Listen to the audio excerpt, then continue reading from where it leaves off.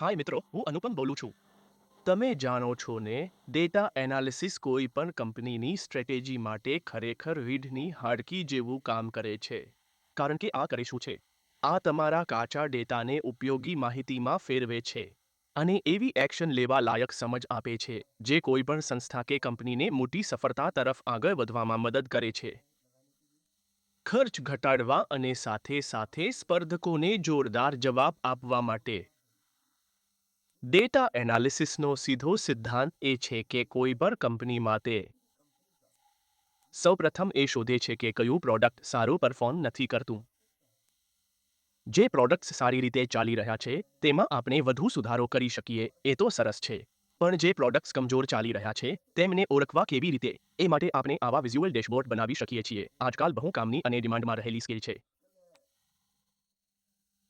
આ જ બાબત માટે અમે નિયમિત વેબિનાર્સ પણ કરીએ છીએ. તો તમે પણ એ વેબિનારમાં જોડાઓ, જુઓ અને ધ્યાનથી સાંભળો કે અમે તમને ચોક્કસ શું શીખવાડી રહ્યા છીએ. કારણ કે આજનો સમય પ્રેઝન્ટેશનનો સમય છે. તમે શું કામ કરી રહ્યા છો એ અસરકારક રીતે બતાવી શકવું જરૂરી છે.